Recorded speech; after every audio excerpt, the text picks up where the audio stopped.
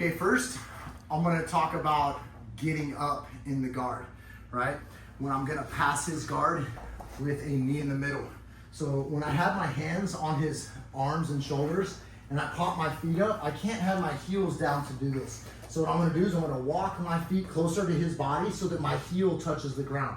I want my chest connected to my knee. Even when I drop to combat base, my chest is connected to my knee. I'm not driving forward yet with my heels off of the ground. This is very important that I do that. Now I'll do it with Corey real quick. So if I'm coming from like a striking world, and I have his arms blocked as well too, because he can also throw elbows and punches from the bottom. So I'm blocking his arms with my forearms and my cupping of my arms. Kind of have my elbows closer to his body, not away. So you swivel under, Corey. No. Swivel your hand under. Yeah. No. Just like to the inside. Boop, that's it. Yeah. So he can literally do that again. That's so easy. Now I have my elbows to his ribs. Now do it, Corey. Now he's more confined. Okay. But then eventually I'm going to get my thumbs and fingers in his armpits, but it's like I'm grabbing his torso. I'm grabbing his torso like this. And I'm going to push into him with my weight and I walk forward. Okay. So what I'm going to have to do is find that little divot right below his tailbone and his butt. I'm going to walk my left knee over there as much as I can. And my right knee is actually going to push it over a little bit. If you need to, you can walk to his hips and I'm gonna drop down into combat base on this side. My knee pops up. The important thing now is I'm gonna switch my knees. So this knee comes down, my right knee comes up.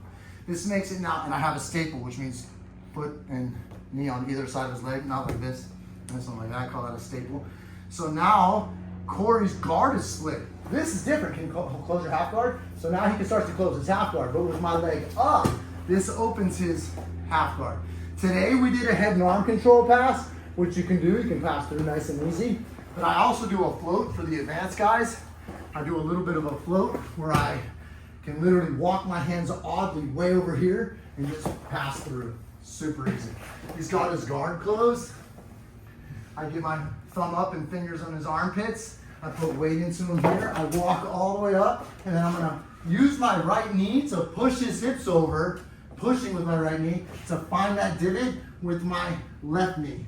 Now I can walk back and I drop into combat base. If I have the necessity to, I can push his knee down with my forearm. And I drop my left knee and raise my right. Can you close your half guard, Corey? No, right? So I usually will just pass straight into this position here. I end up throwing back attacks and kimuras and all Darce chokes. So this is huge. This is something I learned from my coach, Chris Brennan. He really likes to split the legs this way when he passes, and he prefers to pass with a knee up in the middle. Some people want to stand. I like to stand a lot with one arm. You can do all different versions of standing up and opening the guard, but this is a knee cut in the middle is another version of doing that. I especially like doing this when it's ultra sweaty, and I don't want to have the distance and the space from me standing up and him on the ground and it turned into open guard. This turns into chest to chest and compression faster than me standing up and opening his guard and then getting to like a headquarters position and then having to pass from there. This allows me to pass much faster, tighter, and spread his hips. So this is why I like this. So again, I push into his armpits, I walk forward, and then my right knee can push as I find my left foot a little bit more over. I found that divot. If you need to, you can walk back, right? And I drop my knee. Drop down to my knee on my laces. My heel's on my butt. My left heel is still all the way on the ground. Now I can switch, knee down, knee up. And here I am. Today we actually search for head and arm and we pop through. Even if he touches his toes together, can you touch your toes together? A little bit. A little bit? It's okay. Are they touching? Yeah. Good. You'll notice, guys, I can even pass my foot through, look, and he can't stop me. Yeah, but watch. I can do this the whole time your feet are touching, look.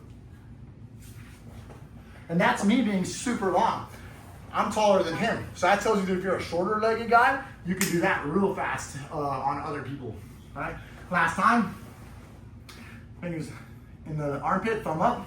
I walk into him, get that knee in the middle, walk back, press my leg down, drive one knee down, the other one up.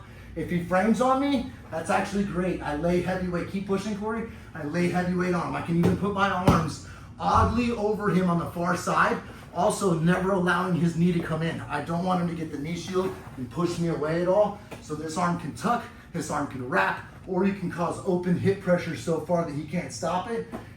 leaning on him, his legs spread open, and I'll literally just pass into side control.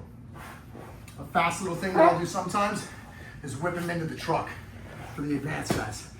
This hand will end up grabbing this ankle.